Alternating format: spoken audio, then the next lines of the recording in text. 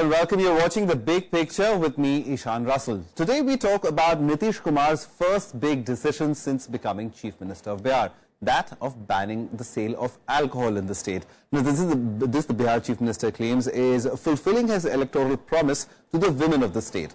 The symbolism is of great importance of how politics over the issue will be played out, not just in Bihar, but pretty much the rest of the country. And the practical aspects of the ban, they also have to be considered. And joining me tonight to discuss all these issues over the liquor ban in Bihar, I have T.R. Kakkar, former Delhi Police Commissioner. Thank you very much for coming in, Mr. Kakkar. Prem, Shankar, senior journalist, is with us in the studio, and so is Dilip, Cherian, founder of Perfect Relations.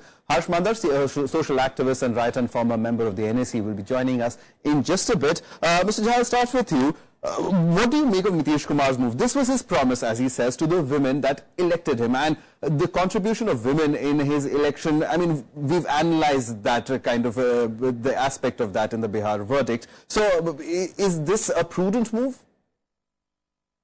I think I can understand the problem, but I've seen it every day in front of my eyes. I'm from Bihar, you know, and everybody around me is. This is a problem that women face with their men, and it is the problem that needed to be addressed. I don't know whether this is the right way to address it, because the experience of every country that has tried this for the same reasons is that the liquor drinking has not gone down among the poor. The quality of liquor has become much worse. The deaths have risen dramatically, you know, the accidents and deaths. And at the same time, the money is gone. There is money being made on liquor. Liquor drinking will not stop, just as sex will not stop, you know. And so the passing a law doesn't change that very much. But the money then goes to criminal elements. And in Bihar, they are already very strong. All right. So you want to further strengthen the criminal elements you have? Okay. Dilip, Cherian, your take on the liquor ban and the fact that could this model be adopted elsewhere? Kerala recently banned it. Gujarat, of course, has banned liquor for a really long time now. But do you see other states adopting the same model? Well, first of all, this impoverishes the state and is a huge advantage to the criminal, to unfortunately the police forces who also are expected to enforce it, and it actually depletes the poor because who end up either paying more or paying with their lives. So there are these dangers. But I think that fulfilling poll promises is something that he needed to do. Will other states follow? Maharashtra is making noises about the same. The only state that has had a tradition of doing it is Gujarat. And even there, if you ask Gujaratis, the fact is that prohibition does not actually exist on the ground. Right. It's on paper. It does all the nasty things it should to the society. The only people who it actually cuts out are those who either manufacture it and trade in it legally or the state. So I think that it's a dangerous thing that he's doing. He should have taken the Kerala example and said, I want to do it over a period of 4 years. Okay. And then found ways of stopping it bit by bit. It would work, but at least in terms of fulfilling promises, he'd have been, shall I say, honest in his intention. All right, gradually wean away. That's your strategy. Mr. Kakkar, as Mr. Cherian was also pointing out right now, that it becomes often a hassle for policing. And how do you see this impacting the law and order situation in Bihar?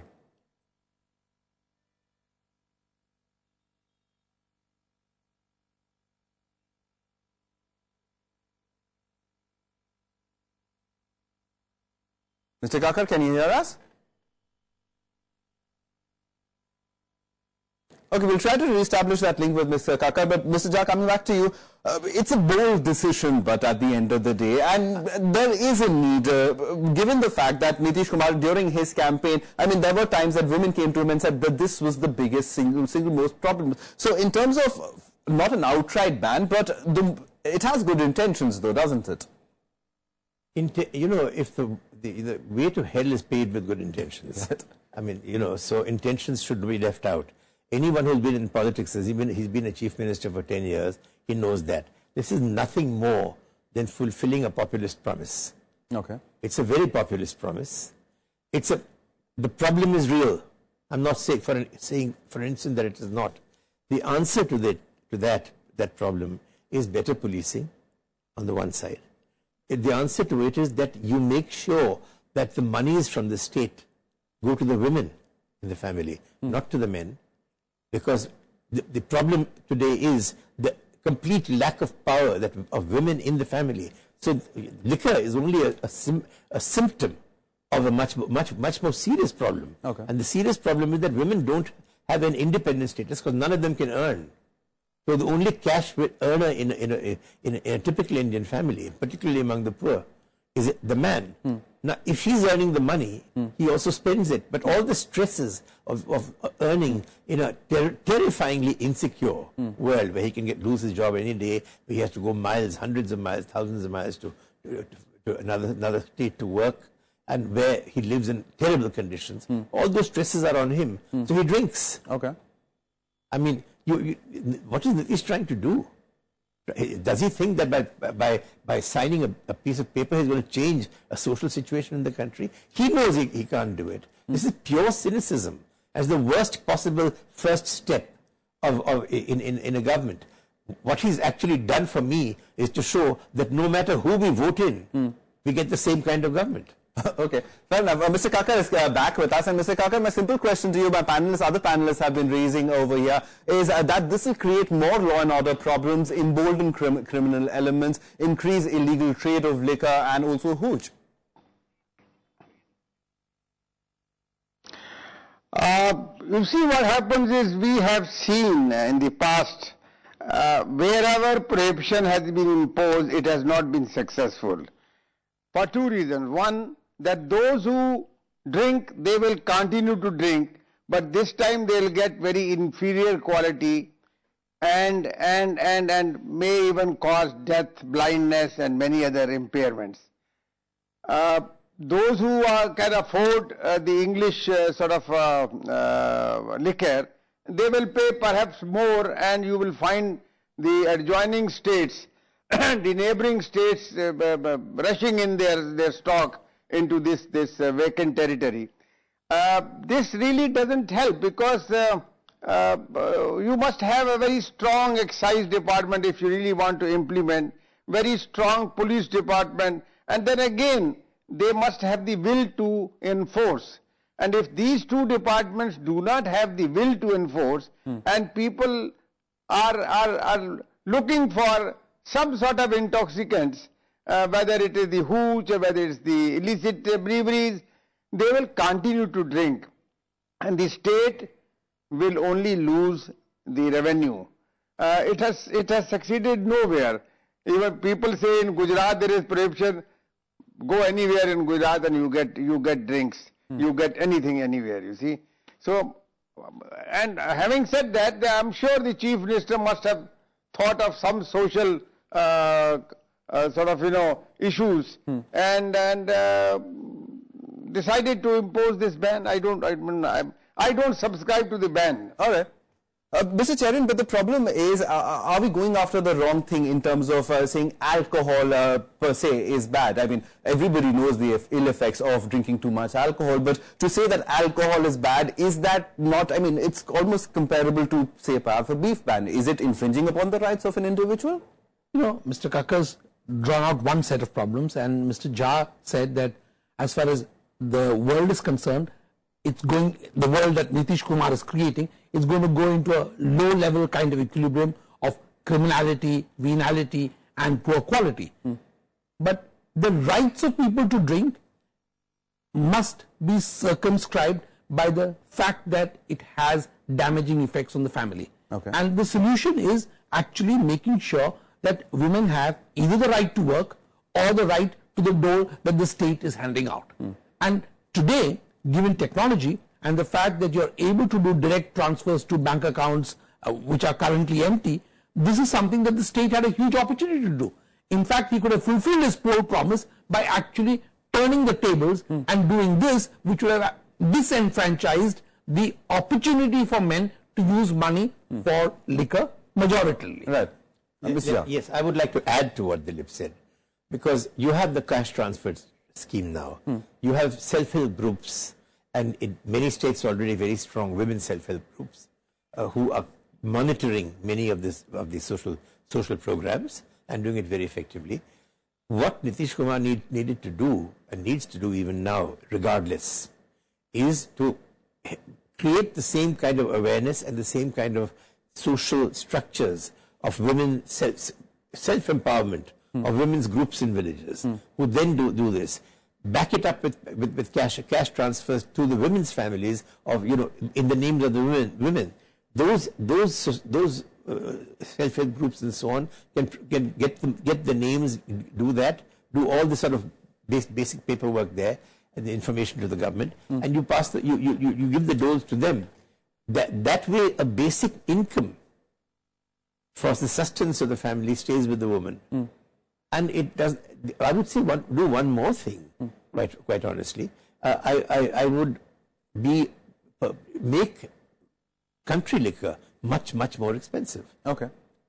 I mean, there's one way of controlling the amount that's consumed.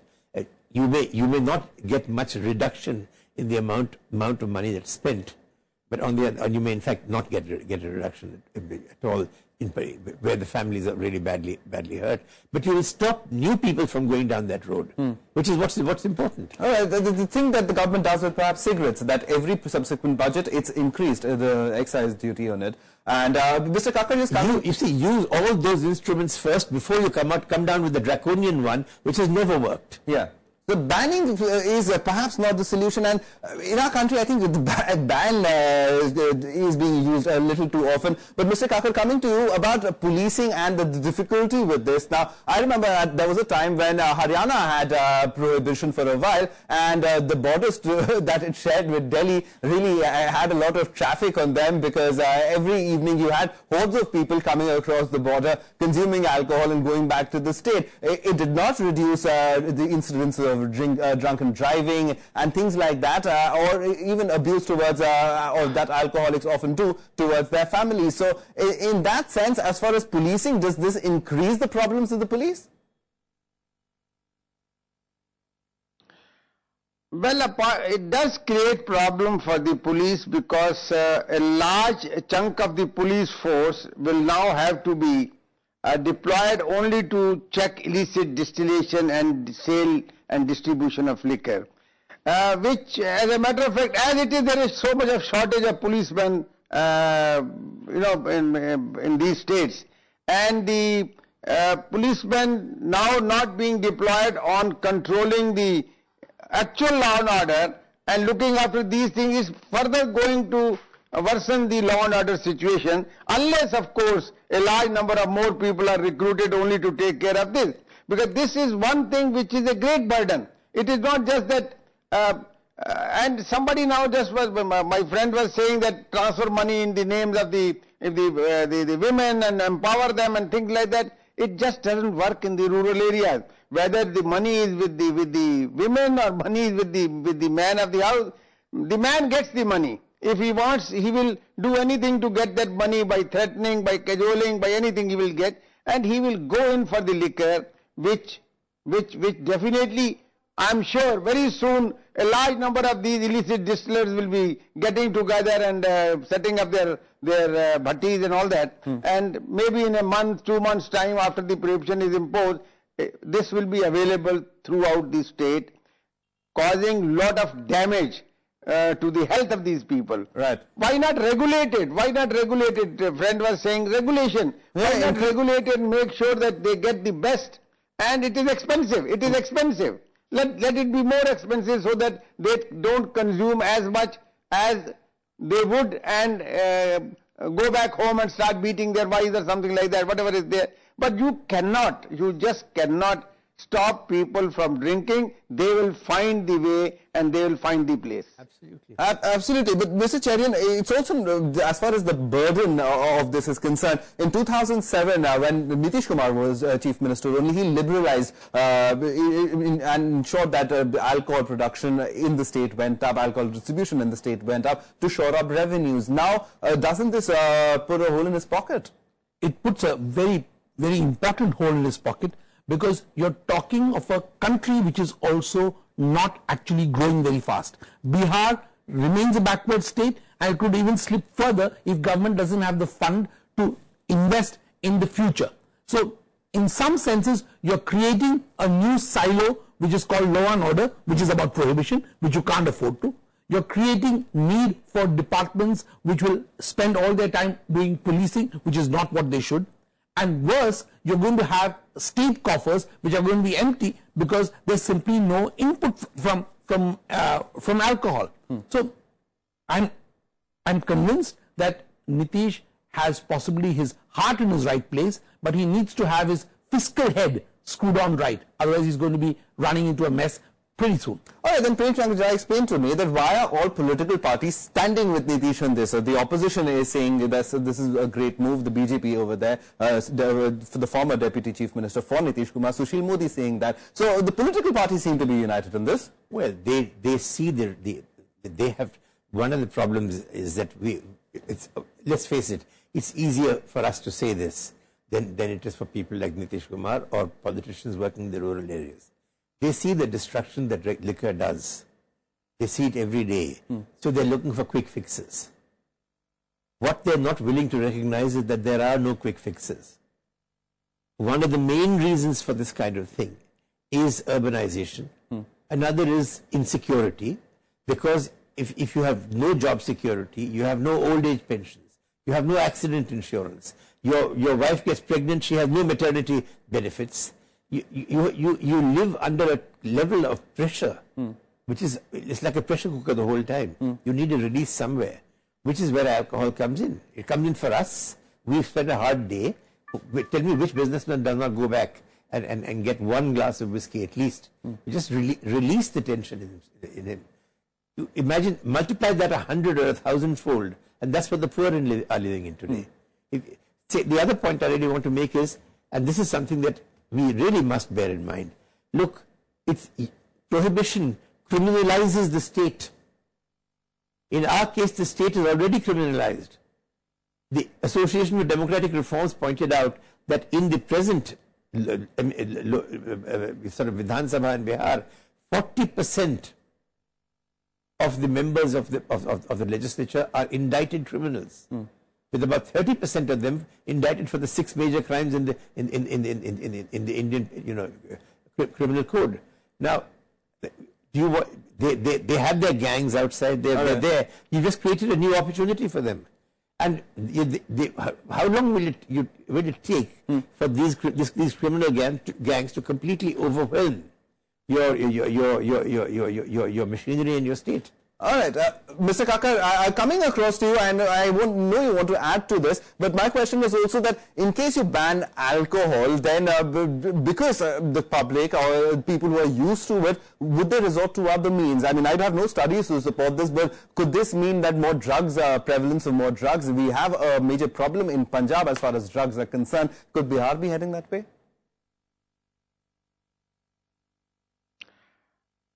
I will take this question of yours a little later. And now let me tell you one thing, that Bihar, I don't want to say that, and I don't want to really annoy people there. Law and order situation has always remained very bad. Now, this again is created by the people who have really interest in keeping that sort of law and order, because they make money. It's a mafia one. Now, once the law and order improves, now for example, maybe he is going to concentrate more on law and order. These very people, they will stick, because somebody, now just now somebody said that 40% have criminal record and all that. These very people are going to sort of provide all the cover to the illicit distillers and make money from there. It is very difficult. Now, coming back to your question, what we are really going to achieve? What we really going to achieve? Because in this country, it has been tried again and again, and we found that it is a failure. I'll give you one example. In 75, 76, 77, I was IGP Pondicherry, where there was no prohibition, and the adjacent Tamil Nadu had prohibition at that time. Probably now also they have. And on the weekends, hordes, lakhs of people from the adjoining Kadlur and Tindivanam and other districts will come into Pondicherry, drink to their fill, and get totally exhausted and then go back. While the Pondicherrian, you will never see him drunk, because all the time it is available. Whenever he wanted, he could get the drink and take the minimum and then be satisfied. While the people who came from the Tamil Nadu districts, they would most of the time lying on the roads and vomiting and things like that, because they thought that it is only today and maybe they'll now get after 10 days, you see. All right. So all those factors have to be taken into consideration. If it is available, people automatically regulate themselves. All right, people have the right to exercise that choice as well. Harsh Mander is here with us. Mr. Mander, thank you very much for coming. We're having a hard time getting through to you live by video, therefore we're connecting with you on the phone. But this is obviously a matter that you also, and as part of the NAC and as part of other bodies, as a social activist, have really deliberated upon. Now, this move might have the best intentions, but as Prem Shankar also said earlier in this show, that the road to hell are paved with the best intentions. Yeah, I think that, I think on the one hand we have to recognize that, liquor and alcohol are associated with a number of evils, especially domestic violence. I mean, if you talk to rural women, the kind of opposition, and there have been movements against liquor, very popular movements in Andhra Pradesh and elsewhere, by rural women, because they see alcohol as something that then leads to alcoholism, which leads to violence in the home against children, etc. I work with street children. I also find a large number of street children say they've run away from home because of violent alcoholic fathers. So I don't think there's any doubt about liquor being a source of suffering for large populations. But prohibition, as was said, I mean, I just came into the debate a little earlier. Prohibition is not something that we've ever been able to anywhere in the world be able to enforce, and it leads to the creation of mafias and illicit. And in a place like Bihar, where already it's just emerged from being sort of wrapped up in crime that has penetrated small towns and rural areas, and right. people who felt a sense of unsafety. The worry is that this measure, even though it is so well intended, might result in the same kind of consequences. So, but I do think that there is a third way, which is for the state to not depend on promoting liquor as it does in somebody was talking about Tamil Nadu. Tamil Nadu now actually has the opposite problem, that it promotes liquor in a way through official shops, public shops, which and is a major source of revenue for the state, right, for many of its welfare programs. So I think the state needs to not promote liquor. It needs to educate people. It needs to but it has to do it in ways other than blanket prohibition. That's really my opinion. All right. Final questions, final comments, Mr. John? I completely agree with Harsh.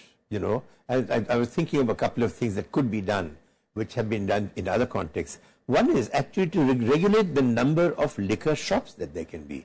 Make it a smaller number. So but then you have huge lines. I remember Delhi. It doesn't matter with lines. I'm talking particularly about the rural areas. This is not an urban problem so much as a rural problem. Remember that. And if it is an urban problem, it then can be handled by the police, because the police are much better equipped to do it with domestic violence. And it's a smaller area as well. No. The important thing is, one, regulate the number of takers. And the second is make liquor more expensive. And as I remember two things, and keep two things in mind. One, you will criminalize the police if you do this. Okay. They are already sufficiently corrupted. They'll get criminalized. Second is that it's the next generation you've got to think about. If you keep making it more expensive, if you make it more expensive, if you have an intensive campaign against this, as we have had on smoking, liquor is 10 times worse, if you ask me. 10 times worse. Smoking is something that we do because it's the middle class. You never say don't smoke bidis. But liquor and bidis are killers. Dilip, Cherian, final comments, just about 10-20 seconds. You know, I would say that Nitish has moved very quickly and therefore perhaps with a little too much alacrity rather than clarity. Okay. He could have done better. A huge state-sponsored methodology of controlling growth would have been more viable. All right, on that note, we'll have to wrap it up, Mr. Mander and Mr. Kakkar. I'm sorry, we've run out of time. I couldn't take closing comments from you, but thank you very much, all of you, for coming in and helping us understand as far as prohibition in Bihar is concerned. 1st of April 2016 is when the ban will kick in. Let's see how the public, meanwhile, reacts to this, how the Chief Minister takes all these different opinions as far as prohibition are concerned and moves forward on this particular issue. We at Rajya Sabha TV will keep a watch on this. Thanks so much for watching.